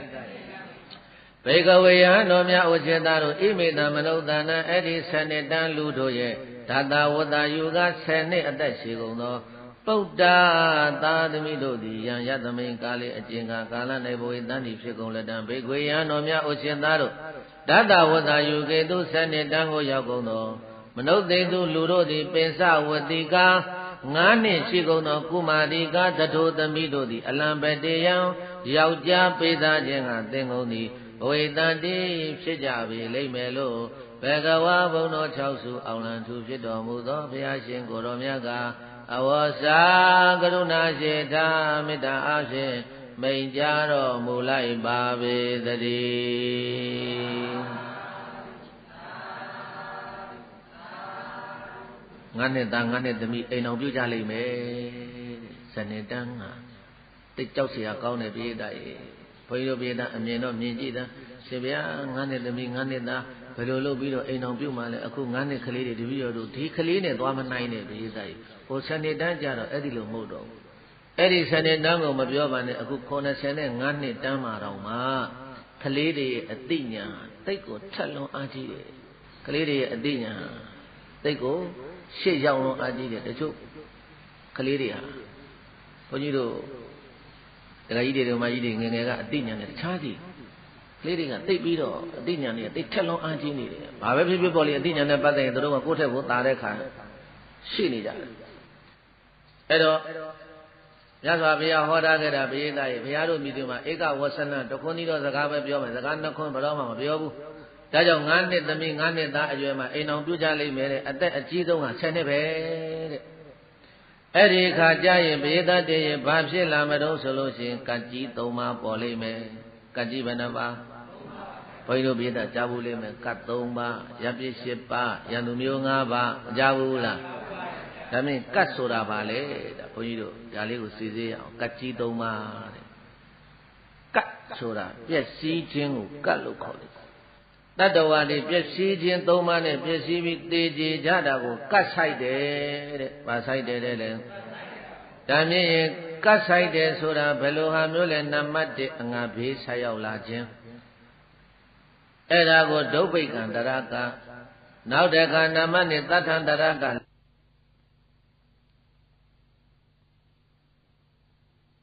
ဒီတဲ့ယောဂဆန်းတဲ့အခုဘုန်းကြီးတို့85နှစ်တန်းတွေကိုယောဂဆန်းတွေကဘုရားဟောပါဠိတော်ကိုထောက်ခံနေတာလက်နဲ့ဆန်းနေလည်းပဲအခုထောက်ခံနေပြီဘုံလေးတွေသေးသေးလေးတွေနဲ့ပေါက်လိုက်ရင်မြည်လိုက်ရင်အကျယ်ကြီးဘာမှမရှိတဲ့ဟောပင်လေးလောက်ရှိတဲ့စိတ်ကြိုက်ဘုံတစ်ဘုံကလည်းပဲလူတွေမြောက်များစွာကိုတည်ကြည်ပျက်စီးနိုင်ပါတယ်အဲ့ဒါတွေကလက်နဲ့ဆန်းနေပေါ်လာတာဘာတွေပေါ်လာတာလဲလက်နဲ့ဆန်းနေပေါ်လာတာကိုတတ္တန္တရကတ်လို့ခေါ်ပါတယ်ယောဂဆန်းနေပေါ်လာတာကိုတော့ရောဂန္တရကတဲ့ကတ်ကြီး3ပါးကတ်ကြီးဘယ်နှပါးလဲကဲယောဂဆန်းနေပေါ်လာတဲ့အခုလက်တွေ့တွေကိုဘုန်းကြီးတို့ပြည်သားပေါင်းတော်ကောင်းတို့စက်သားမစားရဘူးကြက်ဥမစားရဘူးဘာဖြစ်လို့လဲကြက်ငှက်တုပ်ကွေးယောဂတဲ့ယောဂဆန်းပေါ်လာပြန်ပြီဩအခုအသက်ရောင်အသက်ဝါဘီပိုးတဲ့အကင်ဆာယောဂတဲ့ AIDS ယောဂတဲ့အိုးမင်းတို့မင်းကြီးတို့ခေတ်တုန်းကသီဝမင်းတို့ခေတ်တုန်းကမေးကြည့်သားမလား AIDS ရဲ့ယောဂကြားဘူးလားဆိုသီဝမင်းကြီးကပြောမှာပေါ့ဘာယောဂလဲသိဘူးတို့ဟောဘာကြလေးတို့လည်းမြန်မာနိုင်ငံမှာဒီယောဂဇိုးကြီးတွေဝင်လာတာ AIDS ယောဂတို့အသက်ရောင်အသက်ဝါဘီပိုးတို့အခုဗာလဲကြက်ငှက်တုပ်ကွေးယောဂတဲ့ခါနောက်ဘာတွေပေါ်လာအောင်မနားထောင်လေးပြေးသားရေးရှေးလျှောက်လေးယောဂဆန်းလေးပေါ်လေးရှေးလျှောက်လေးယောဂဆန်းလေးပေါ်လေးအဲ့ဒါတွေကဘာဖြစ်လို့လဲလူတွေရဲ့စိတ်ဓာတ်လူတွေရဲ့ကိုကျင့်သီလပေါ်မှာအများကြီးမူတည်တယ်သီလတရားတွေပြက်လာကြပြီကိုကျင့်တရားတွေပြက်လာကြပြီဆိုရင်အဲ့ဒါကတ်ကြီး3ပါးဆိုင်လိမ့်မယ်တဲ့ယောဂဆန်းလေးဖြစ်ပေါ်လာလိမ့်မယ်အဲ့ဒီတော့ကောင်းပြီဗေဒတည်းအဲ့ဒီကတ်ကြီး3ပါးဆိုင်တဲ့အခါမှာငတ်လို့သေတဲ့လူတွေဒုဗ္ဗေကံတရကဆိုင်လို့သေတဲ့ပုဂ္ဂိုလ်တွေသေပြီးဒီနောက်မှာဘယ်မှာသွားဖြစ်မတုံးဆိုရင်ပိဋ္ဌာဘုံမှာသွားဖြစ်မယ်ဘယ်ဘုံမှာသွားဖြစ်မလဲဟ အဲ့ဒီ7နှစ်တန်းရောက်လို့ရှိရင်တွားရမယ်လမ်းကိုကိုယ့်အကူသိထားပြီးသားတယ်ဒုပိကံတရကဆိုင်လို့ငတ်မောခေါင်းမတဲ့ဘေးကြီးဆိုင်လို့ထမင်းမစားရဟင်းမစားရပဲနဲ့အဲ့ဒီလိုအစာငတ်မောခေါင်းမတဲ့ဘေးကြီးဆိုင်ပြီးတော့တေကြတဲ့လူတွေဟာဘယ်ဘုံမှာသွားဖြစ်မလို့ဆိုပိတ္တာဘုံတဲ့လက်နဲ့ဆန်းနေနဲ့လက်နဲ့ဘေးနဲ့သေတဲ့လူတွေကဘယ်မှာသွားဖြစ်မလို့ဆိုရင်ငရဲဘုံမှာတဲ့ဘယ်ဘုံမှာတဲ့လေငရဲဘုံမှာတဲ့ယောဂဆန်းတဲ့သေတဲ့လူတွေကတော့ပိဋကရေနတ်ပြည်မှာသွားဖြစ်မယ်တဲ့ဘယ်မှာသွားဖြစ်မယ်တဲ့လေကကြီး၃ပါးဆိုက်တဲ့အခါမှာရှစ်ကတ်2ပါးကငရဲဘုံနဲ့ပိတ္တာဘုံဘာဘုံနဲ့ဘာဘုံလဲ7နှစ်တန်းရောက်လို့ရှိရင်အဲ့ဒီကကြီး၃ပါးတပြိုင်နဲ့ဆိုက်တာနဲ့တကက်ကတ်နဲ့မိတဲ့ပုဂ္ဂိုလ်ဟာဒုဗိကံတရကတ်နဲ့မိတဲ့ပုဂ္ဂိုလ်သေရင်ငရဲပိတ္တာဘုံသွားမယ်တတ္ထံတရကလက်နဲ့သေတဲ့ပုဂ္ဂိုလ်တွေဟာသေရင်ငရဲကိုသွားမယ်ယောဂတွေဖြစ်ပြီးတော့ယောဂဆန်းတွေဖြစ်ပြီးတော့သေတဲ့ပုဂ္ဂိုလ်တွေကတော့နတ်ပြည်ကိုသွားမယ်တဲ့ဘယ်ပြည်ကိုသွားမယ်တဲ့လဲကဲတကယ်လို့များဘုန်းကြီးတို့7နှစ်တန်းကိုရောက်ခဲ့ရင်7နှစ်တန်းမှာလူဖြစ်ခဲ့ရင်ဘုန်းကြီးတို့ပြည်သားရေဘာနဲ့သေတာကောင်းလဲအမေတဲ့ဟုတ်ပါယောဂဆန်းတဲ့သေတာကောင်းတယ်တဲ့အဲ့တော့ဒီနေရာမှာထေကရာဆရာကပြောတယ်ပြည်သားရေလူတိုင်းတော့မဟုတ်ဘူးတဲ့လူတိုင်းတော့နတ်ပြည်ကိုမရောက်ဘူးတဲ့ဘယ်လိုလူမျိုးတွေတုံးဆိုတော့ယောဂဆန်းနေဖြစ်ရောယောဂဆန်းနေဖြစ်တဲ့အခါကျတော့စိတ်ဓာတ်တွေကြာပြီးတော့ဩငါတို့ယောဂဝေဒနာတွေခံစားရလို့ကိုယ်စိတ်နှစ်ပါးဆင်းရဲပင်ပန်းဆင်းရဲတယ်လို့သူများတွေမခံစားကြပါစေနဲ့သူများတွေငါတို့ဖြစ်တဲ့ယောဂကြီးမဖြစ်ကြပါစေနဲ့လို့အဲ့ဒီလိုမေတ္တာပို့ရင်းနဲ့မေတ္တာစိတ်နဲ့သေမှနတ်ပြည်ကိုသွားတာ။ဘာစိတ်နဲ့သေမှတယ်လဲ။ဒါငါမို့လို့ဒီယောဂဖြစ်ရလားဆိုပြီးတော့ဒေါသစိတ်နဲ့သေရင်တော့ဖြင့်ငရဲပြည်သွားမှာတဲ့။ဟုတ်လားဘုရားသားကြီး။ယောဂဆန်းတဲ့သေတိုင်းလည်းပဲနတ်ပြည်ကိုမသွားပါဘူးတဲ့ထေကရာဆရာကဖွင့်ထားတာရှိတယ်။အဲ့တော့ယောဂဆန်းတဲ့သေရတာကောင်းတယ်လို့သွားမလုံးနေနဲ့ဟုတ်ယောဂဆန်းနဲ့သေတော့ယောဂဆန်းနေဖြစ်လာတဲ့အချိန်မှာမေတ္တာစိတ်လေးမွေးလိုက်တဲ့။ဘာစိတ်လေးမွေးလိုက်လဲ။အေးငါဖြစ်တယ်လို့မဖြစ်ကြပါစေနဲ့ငါကိုယ်စိတ်နဲ့ပါဆင်းရဲနေတယ်လို့ငါပင်မနှွမ်းနေတယ်လို့တတ္တဝါတွေဒီယောဂဝေဒနာတွေမဖြစ်ကြပါစေနဲ့ဒီယောဂဘေးကြီးကလွတ်မြောက်နိုင်ကြပါစေလို့မေတ္တာပို့ရင်မေတ္တာစိတ်နဲ့နေပြီးတော့သေသွားတဲ့ပုဂ္ဂိုလ်မှနတ်ပြည်ကိုသွားမယ်။ဘယ်ကိုသွားမယ်။နတ်ပြည်ကိုသွားမယ်။လူပြည်လောကကံကြီး၃ပါးဆိုင်ပြီးဆိုရင်နတ်ပြည်ကဝိတချုံနတ်သားကလိုက်ပြောတယ်တဲ့ပြည်သားကြီးကကြီး၃ပါးဆိုင်တဲ့အချိန်မှာနတ်ပြည်ကနေပြီးတော့ဝိတချုံနတ်သားကလူပြည်ကိုဆင်းလာပြီးလိုက်ပြောတယ်ဟေးတိုင်းသူပြည်သားလူအများတို့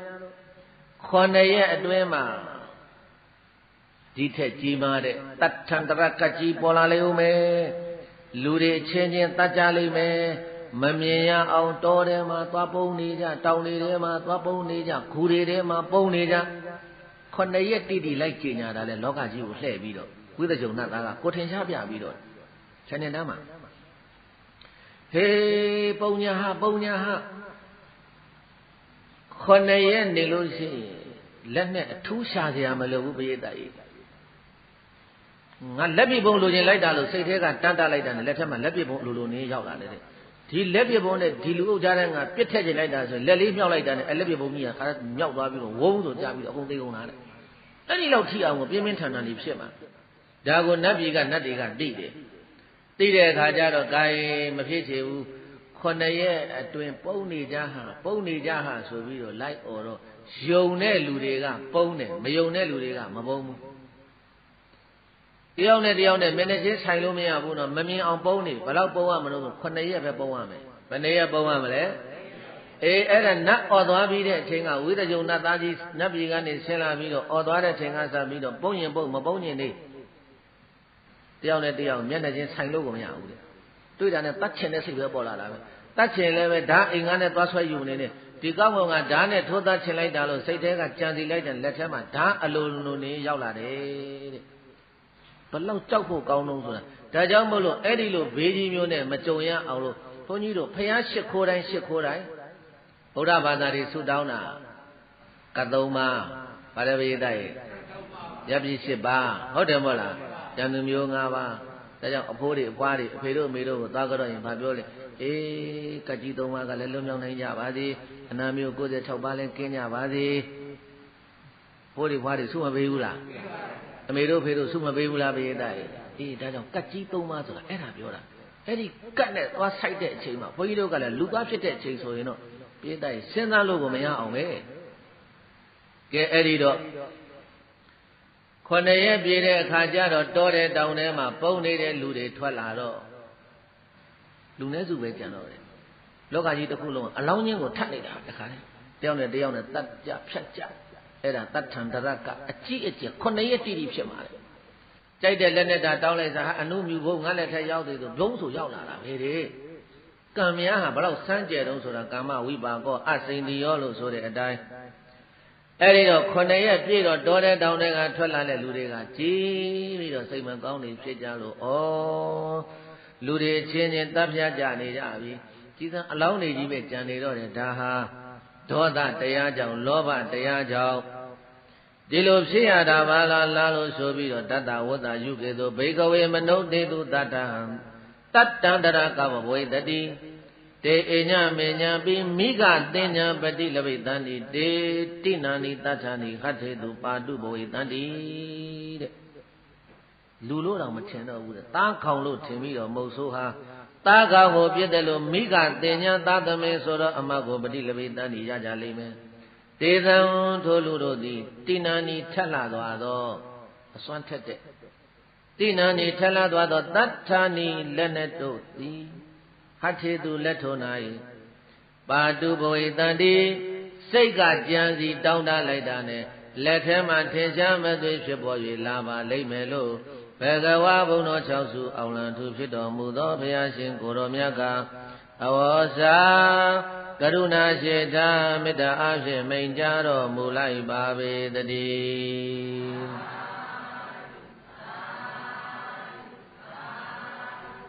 တေတိနေနတထေနဧတမိကောတိအညမညာဇီဝိတံဝရောပေတံတိ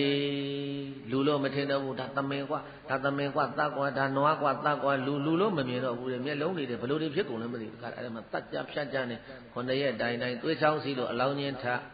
တော်တဲ့တောင်ထဲမှာပုံနေတဲ့လူတွေတော်တဲ့ကထွက်လာတဲ့အခါကျတော့မှတွေ့ပြီးတော့အဲ့ဒီလူတွေကိုကြည့်ပြီးတော့ဒါအကုသိုလ်တွေထွန်းကားလို့ဖြစ်တာလူတွေကိုကြမ်းနှုတ်ကြမ်းစိတ်ကြမ်းနေဖြစ်လို့ဒါတွေဖြစ်ကြတာအဲ့ဒီတော့ငါတို့ကိုမကြောက်အောင်ထိန်းကြစို့နှုတ်မကြောက်အောင်ထိန်းကြစို့စိတ်မကြောက်အောင်ထိန်းကြစို့ဆိုပြီးတော့ဘေဒတ်တည်းဘယ်သူမှမဟောမပြောရပဲနဲ့တဲ့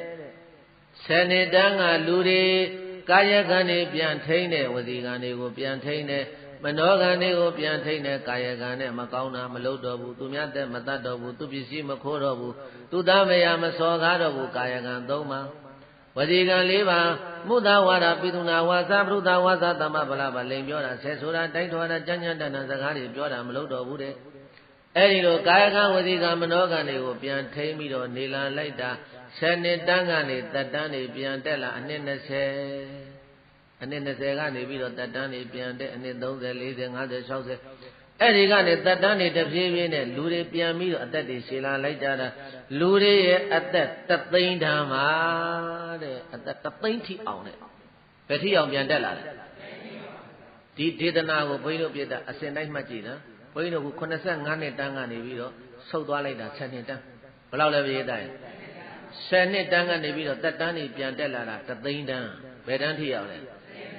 ဈာတမှာကဘာမပြတ်ဘူးကဘာပြတ်သလားကဘာပြတ်တယ်ဆိုတော့ကောင်းကင်ကနေထွက်ပြီးတော့တခါတည်းကဘာကြီးမိလောင်တာပေါ့ကဘာပြတ်တယ်လို့ခေါ်တာဒါကြောင့်ကဘာမပြတ်ဘူးပြိတ္တာကြီးတချို့ကဘုံဒီပါမတိနဲ့ဟာသာသနာ9000ပြည့်ကဘာကြီးပြတ်မှာတဲ့ကဘာကြီးမိတွေလောင်မှာတဲ့မဟုတ်ဘူးကဘာလုံးဝမပြတ်ဘူးကဘာပြတ်လို့လည်းမရဘူးဒီကဘာကဗတ္ထကဘာလို့ခေါ်တယ်ဘာကဘာလို့ခေါ်လဲဘုရား9 စုပွင့်တဲ့ကဘာကိုဗတ္ထကဘာတဲ့သာရကဘာတဲ့မန္တကဘာတဲ့ကဘာတွေကလည်းသူ့နာမည်တွေနဲ့သူရှိတာသူဘုန်းကြီးတို့နေတဲ့ကဘာကြီးကဗတ္ထကဘာကြီးဗတ္ထကဘာမှာဘုရား9 စုမပြည့်မချင်းဒီတိုင်းသွားနေမှာအခုကကုသနာဘုရားပွင့်တော်မူသွားတယ်ဒီကဘာမှာပဲကောဏကမနာဘုရားပွင့်တော်မူသွားတယ်ဒီကဘာမှာပဲကသဗ္ဗဘုရားပွင့်တော်မူသွားတယ်ဒီကဘာမှာပဲ ကောရမဘုရားပွင့်တော်မူတဲ့ဒီကဘာမှာဘုရားတဆူပွင့်တိုင်းသာသနာထားခဲ့တဲ့သာသနာကုန်ရင်ဆုံးမမဲ့လူမရှိရင်သာသနာတော်ကြီးကွယ်သွားတယ်နဲ့လူတွေတက်တန်းနေတိုးသွားမယ်တက်တန်းနေတိုးပြီးတော့ခုနကတော့ပြောတယ်ကကြီး၃ပါးဆိုင်တယ်ကကြီး၃ပါးဆိုင်ပြီးတော့တောတဲ့တောင်တွေကပြန်ထွက်လာကြမယ်လူတွေတက်တန်းပြန်ပြီးတော့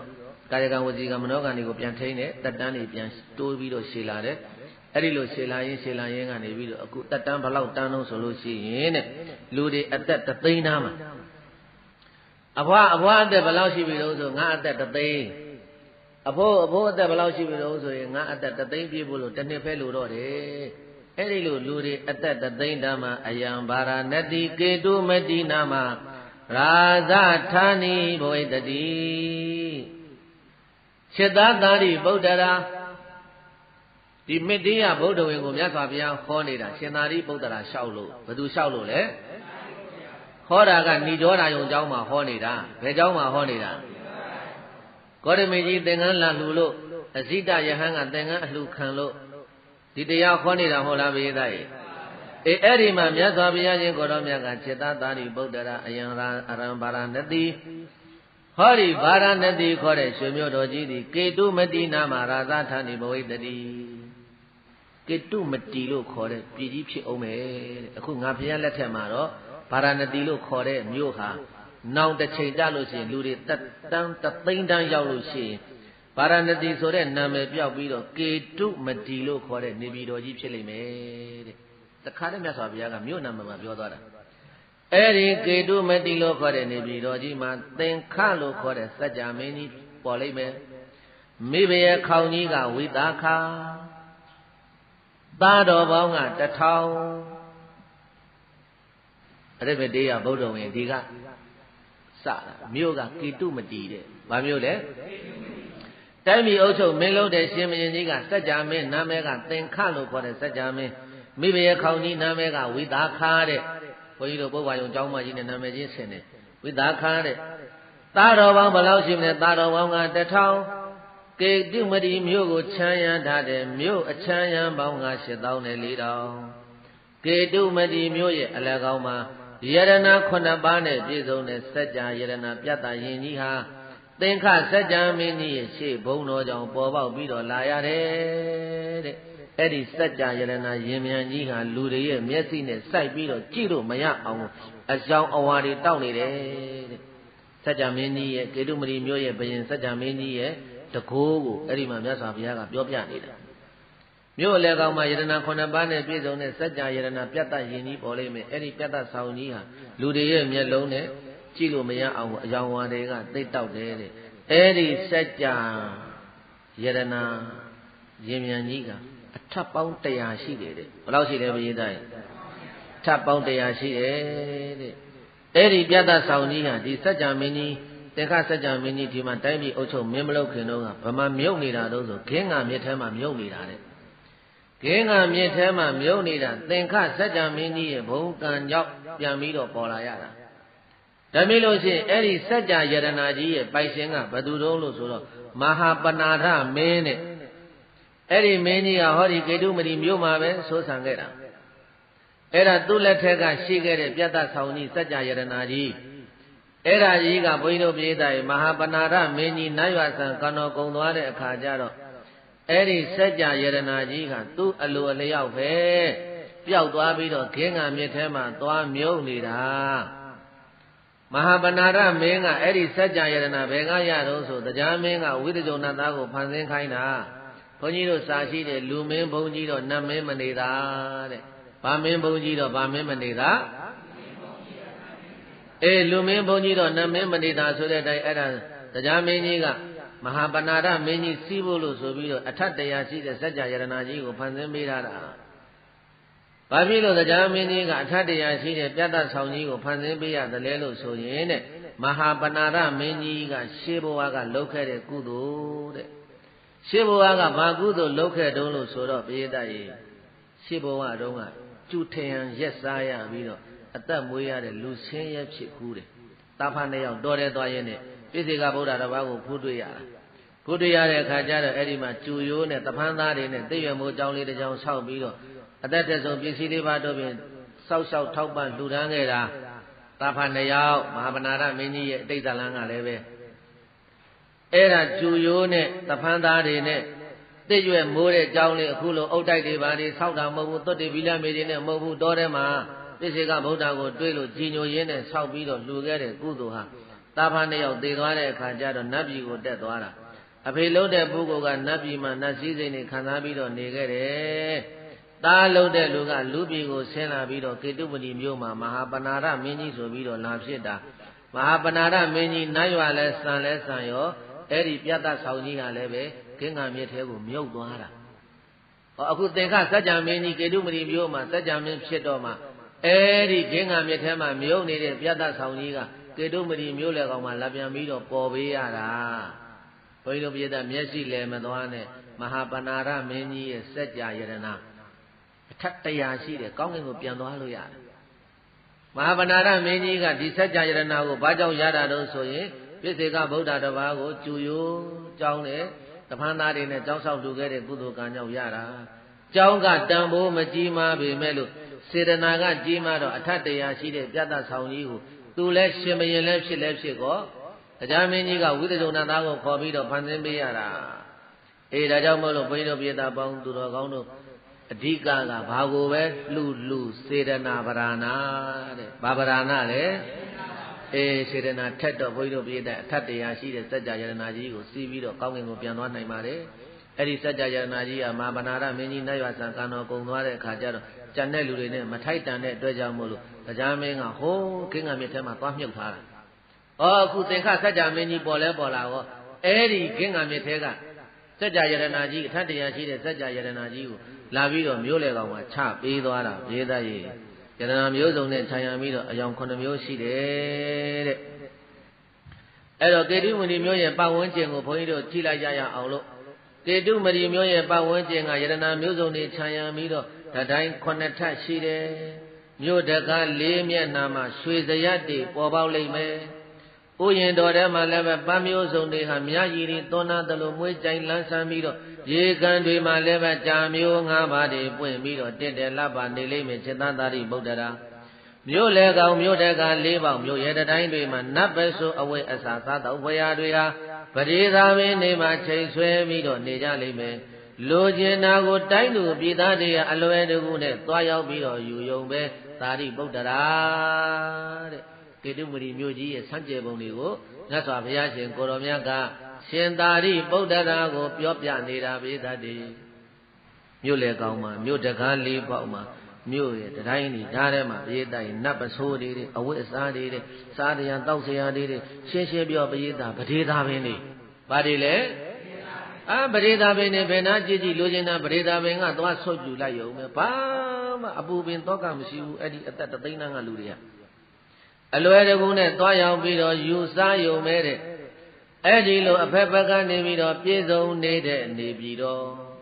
ကေတုမဏိမျိုးဆိုတာဘုန်းကြီးတို့ဖယားအလောင်းပွင့်တော်မူမဲ့အရိမေတ္တယဘုရားရှင်ကိုတော်မြတ်ရဲ့မြို့တော်ပဲတဲ့ဓမ္မရင်ပိသတ်တွေစတော်မယ်အရိမေတ္တယမြတ်စွာဘုရားရှင်ကိုတော်မြတ်ရဲ့ဖွာရာမြို့ဟာကေတုမဏိမြို့ပါမြို့တယ်လေဘုန်းကြီးတို့အခုပွင့်တော်မူသွားတဲ့ခေါရမမြတ်စွာဘုရားဖွာတော်မူရာမြို့ကကပိလဝမြို့ဘာမြို့တယ်လေကပိလဝနေပြီးတော့နောင်ပွင့်တော်မူမဲ့ရိမေတ္တယမြတ်စွာဘုရားရှင်ကိုတော်မြတ်ရဲ့ဖွာတော်မူမဲ့မြို့တော်ကကေတုမဏိမြို့တော်တဲ့အလောင်းတော်နတ်သားဟိုးနတ်ပြည်မှာရှိသေးတယ်16သင်္ချင်တဲ့ကဘာတသိန်းပါရမီတွေဖြည့်ပြီးတော့တုတိတာနတ်ပြည်မှာစံမြန်းပြီးတော့နေမယ်အဲ့ဒီလိုအလောင်းတော်နတ်သားတုတိတာနတ်ပြည်မှာစံမြန်းပြီးတော့နေတဲ့အခါကျတော့ပွင့်ငိမ့်တမ်းပြီးဆိုလို့ရှိရင်နတ်တွေမြမတွေစัจ java လာပေါင်း1000ကနတ်မြမတွေကအလောင်းတော်နတ်သားထံကိုသွားပြီးလို့အလောင်းတော်နတ်သားဖျားဖြစ်ဖို့လို့ချိန်တန်ပါပြီးလူပြည်ကိုကြွတော်မူပါလူပြည်ကိုကြွပြီးတော့ဖျားဖြစ်တော်မူပါလို့အဲ့ဒီလိုနတ်တွေမြမတွေကလျှောက်ထားလိမ့်မယ်သာရိပုတ္တရာဒါနဲ့အလောင်းတော်နတ်သားကရှေ့ဖျားအလောင်းတော်ရဲ့ထုံးကိုမိပြီးတော့လူပြည်ကိုကြည့်တော်မယ်တဲ့ငါဘယ်သူဝမ်းထဲမှာပြိဿန်နေရမလဲငါအဖေတော်မဲ့လူဟာဘယ်သူလဲငါမဲတော်တော်မဲ့လူဟာဘယ်သူလဲလို့ဧသတရေဘုရားလောင်းတော်အဲ့ဒီမေတ္တရာဘုရားလောင်းတော်နတ်သားကလူပြည်ကိုကြည်ခြင်း5မျိုးနဲ့ကြည်မယ်ကြည်ခြင်းဘယ်နှမျိုး ကဲလိုက်ဆိုဖယားဖြစ်ရာခေအခါမှန်စွာကြည်ရမည်ဖယားဖြစ်ရာခေအခါမှန်စွာကြည်ရမည်ဖယားပွင့်ရာကျွန်းကိုသာမှန်စွာကြည်ရမည်ဖယားပွင့်ရာကျွန်းကိုသာမှန်စွာကြည်ရမည်ဖယားဖြစ်ရာယတ္တေသာမှန်စွာကြည်ရမည်ဖယားဖြစ်ရာယတ္တေသာမှန်စွာကြည်ရမည်ဖယားဖြစ်ရာမျိုးနွယ်သာမှန်စွာကြည်ရမည်ဖယားဖြစ်ရာမျိုးနွယ်သာမှန်စွာကြည်ရမည်မေတော်အသက်ပိုင်းခြားချက်မပြည့်ကြည်ရမည်မေတော်အသက်ပိုင်းခြားချက်မပြည့်ကြည်ရမည်အဲ့ဒါကြည်ချင်းချင်း၅မျိုးလို့ခေါ်တယ်နံပါတ်1ဘုန်းကြီးတို့စာပေလို့ပြောရင်ကာလတဲ့ကာလဆိုတာအချိန်ခါကာလကိုကြည်ရတယ်တဲ့လူတွေရဲ့အသက်တသိန်းတန်းအောက်မှာလည်းမဖြစ်ရဘူးတသိန်းတန်းအထက်လည်းမဖြစ်ရဘူး100တန်းအောက်လည်းမဖြစ်ရဘူးအဲ့ဒါကိုကြည်ရတယ်ချိန်ခါကာလကြည်တော့အခုကတသိန်းတန်းဆိုတော့ဒါဘုရားရှိခိုးလို့100တန်းအောက်ဆိုရင်လည်းဘုရားမပွင့်ဘူးတဲ့100တန်းအောက်ဆိုရင်ကဘုရားပွင့်တာဘုန်းကြီးတို့85နှစ်တန်းလေအခုဘယ်လောက်လဲပြည့်တာ85နှစ်တန်းမှာဘုရားပွင့်တာလားမပွင့်ဘူး100တန်းမှာပဲပွင့်ရမယ်100အောက်ဆိုရင်ဘုရားမပွင့်တော့ဘူး100တန်းသက်တန်း100တန်းအောက်ဆိုရင်ဘုရားမပွင့်တော့ဘူးတဲ့အသက်တသိန်းတန်းအထက်ကိုဆိုရင်လည်းဘုရားမပွင့်ဘူးတဲ့ဘာဖြစ်လို့လို့ဆိုတော့တသိန်းတန်းအထက်ကိုပွင့်ရင်လည်းပဲလူတွေကိုအိုပါတယ်နားပါတယ်သေပါတယ်ဟောလဲသူတို့ကမယုံဘူးတဲ့တက်တသိန်းတောင်မှနေတဲ့အခါကျတော့အိုတဲ့လူမရှိဘူးသူကြည့်လဲဒီယုတ်ပဲငါကြည့်လဲဒီယုတ်အိုတယ်လို့သိမရှိဘူးတဲ့အဲ့တသိန်းတန်းအထက်ကြပြန်တော့လေအိုတာပြောရင်အိုတယ်ဆိုတာဘာလဲလို့မေးကိုမေးကြည့်ရတဲ့ခင်မျိုးတဲ့အဲ့တော့တသိန်းတန်းအထက်မှာလူတွေကတတန်းသိရှည်ကြတဲ့အခါကျတော့အိုရာနာတာတွေဟောလို့ဒုက္ခတွေဟောလို့သူတို့သိနားမလဲဘူးသဘောမပေါက်ဘူးတဲ့ဒါကြောင့်တသိန်းတန်းအထက်မှာလည်းပဲဘုရားမပွင့်ဘူးယာရန်အောက်မှာလည်းပဲဘုရားမပွင့်ဘူးဆိုတော့အခုဟာကတသိန်းတန်းဖြစ်တဲ့အတွက်ကြောင့်မလို့ကာလဒါကိုကြည့်တယ်ဒါကိုကြည့်လိုက်တော့မြင်တယ်ဟောဟုတ်တယ်တသိန်းတန်းဖြစ်နေပြီဒီပကျွန်းကြီး၄ကျွန်းရှိတဲ့အထဲမှာတောင်ကျွန်းစဘူဒီပဖယားအဆူဆူပွင့်တော်မူသွားတာအရှိကျွန်းမှာပွင့်သလားအနောက်ကျွန်းမှာပွင့်သလားမြောက်ကျွန်းမှာပွင့်သလားဆိုတော့အရှိကျွန်းနဲ့အနောက်ကျွန်းနဲ့မြောက်ကျွန်းမှာမပွင့်မဲနဲ့ရှေ့ကဖယားတို့သည်ပွင့်တော်မူသွားတာတောင်ကျွန်းမှာပဲပွင့်တယ်တဲ့ဘယ်မှာပဲပွင့်တယ်တဲ့လေဇဗုဒီပဇဗုတပြေပင်ကြီးပေါက်တဲ့ကျွန်းမို့လို့ဇဗုရိတ်ကျွန်းလို့ခေါ်တာဘုန်းကြီးတို့နေတာအဲ့ဒါတောင်ကျွန်းပဲအဲ့တော့တောင်ကျွန်းကိုလည်းလှမ်းကြည့်ရတယ်နောက်တက်ကဒေသတောင်ကျွန်းတော့မှန်တယ်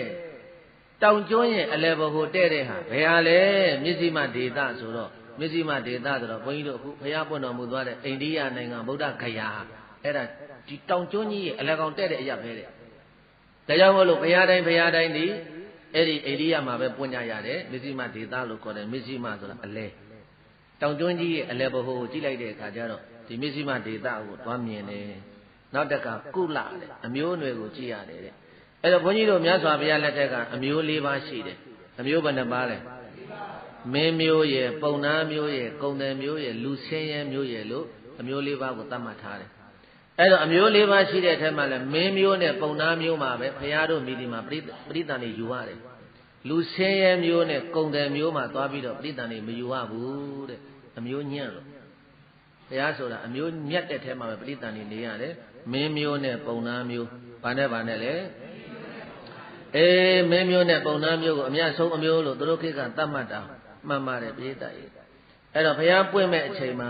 လူတွေကမင်းမျိုးကိုအမြတ်ဆုံးထားရင်မင်းမျိုးမှာပရိသတ်နေမယ်ပုံနာမျိုးကိုအမြတ်ထားရင်ပုံနာမျိုးမှာပရိသတ်နေမယ်နောက်တက်ကမာတုအာယုပရိစေဒလို့ဆိုတဲ့အတိုင်းအမေရဲ့အသက်ကိုလည်းကြည့်ရတယ်တဲ့ဘုရားလောင်းတော့ပရိသတ်နေယူမဲ့မဲတော်ဟာဘုရားအလောင်းကိုမွေးပြီးရင်9ရက်ပြည့်တာနဲ့သေလို့တက်တန်းကုန်တဲ့မဲတော်မျိုးလည်းဖြစ်ရမယ်တဲ့9ရက်ထက်လည်းအသက်ပိုမရှိရဘူးတဲ့အဲ့ဒီလိုလဲလိုက်ရှာရတယ်မဲတော်ကိုဘုရားလောင်းတော်မွေးပြီးလို့နောက်ထပ်9နှစ်နေအောင်မယ်10နှစ်နေအောင်မယ်ဆိုရင်အဲ့ဒီမဲတော်ဝမ်းထဲမှာဘုရားလောင်းပရိသတ်နေမနေဘူးဘုရားအလောင်းခွာပြီးရင်9ရက်ပဲမဲတော်ကအသက်ရှည်ရမယ် အဲ့ဒီ9ရက်အသက်ရှင်မဲ့မေတော်ရဲ့အာယုအသက်ကိုလည်းကြည့်ရတယ်မေတော်ဖြစ်မဲ့ပုဂ္ဂိုလ်ဟာကဘာတသိန်းပါရမီဖြည့်ထားရမယ်တဲ့ကြည်စံပရိသတ်ကြီးဖရာရဲ့မေတော်ဖြစ်ချင်ရင်ကဘာပေါင်းဘယ်လောက်တဲ့လဲကဘာတသိန်းတိတိပါရမီဖြည့်ကျင့်ထားပြီးတော့ပုဂ္ဂိုလ်လည်းဖြစ်ရမယ်ဒါကိုဘုန်းကြီးတို့အရိမတေယဖရာလောင်းကနတ်ပြည်ကနေအကုန်လှမ်းကြည့်တာနတ်ပြည်ကနေလှမ်းကြည့်လို့ဒီအင်္ဂါရပ်တွေအကုန်လုံးညီပြီဆိုတော့မှသူကပရိသတ်နေနေမှာအဲ့တော့မေတော်ဟာ5ပါးသီလကိုလုံခြုံအောင်စောင့်ထိန်ထားတဲ့သူလည်းဖြစ်ရမယ်နောက်တစ်ခါဒီမေတော်ကြီးဟာဘုရားလောင်းကိုပရိသတ်နေတည်မဲ့မေတော်ကြီးဟာလော်လီချင်းဖောက်ပြားခြင်းဘာမှမရှိရဘူးတဲ့အဲ့ဒီလိုအင်္ဂါရပ်တွေနဲ့ပြည့်စုံပြီဆိုတဲ့အခါကျတော့မှလူပြည်ကိုဆင်းလာပြီးတော့အရိမတေယဘုရားအလောင်းနာသားဟာပရိသတ်နေပါတယ်ဘယ်မှာနေတော့ဆိုလို့ရှိရင်ဗျမနောတတ္တရိညောသသူဗျမောပုရောဟိတောသူဗျမနောပုရောဟိတောဘုသူတော်သာသတုပေတော်တာသောမစ္ဆာယောဘဝိတတိဗျမနောတတ္တရိညောသသူဗျမနောပုရောဟိတောဘုသူတော်သာသတုပေတော်တာသောမစ္ဆာယောဘဝိတတိဘုရားလောင်းတော်နတ်သားဟာဘယ်မှာသွားပရိသတ်နေတော့ဆိုလို့ရှိရင်ကေတုမတိပြည်သင်္ခစัจ जा မင်းကြီးရဲ့မင်းတိုင်မင်းအမတ်ကြီးတဆူဖြစ်တော်မူတဲ့အကိုးကွယ်ခံရတဲ့သူ့ဗျမပုံနာကြီးတဲ့ဟောဒေသရဲ့ဘုရားအလောင်းတော်ရဲ့ခမဲတော်နာမည်ကသူ့ဗျမပုံနာတဲ့ဘာပုံနာတဲ့လဲဒါမြင်ဘုန်းကြီးတို့အခုပွင့်တော်မူမဲ့အရိမတေယမြတ်စွာဘုရားကပုံနာမျိုးမှာဖြစ်မှာဘယ်မျိုးမှာဖြစ်မှာလဲအဲ့ဒီသူဗျမပရောဟိတောသူဗျမနောပရောဟိတောသူဗျမလို့အမည်ရတဲ့ပရောဟိပုံနာကြီးကဘုသူတော်စာအကြမ်းမြင်လည်းများတယ်သတုံးဘေတော်စာဘေတင်လေးဘုံကိုလည်းတက်မြောက်ကျွမ်းကျင်တယ်အဲ့ဒီသူဗျမပုံနာကြီးရဲ့ဇနီး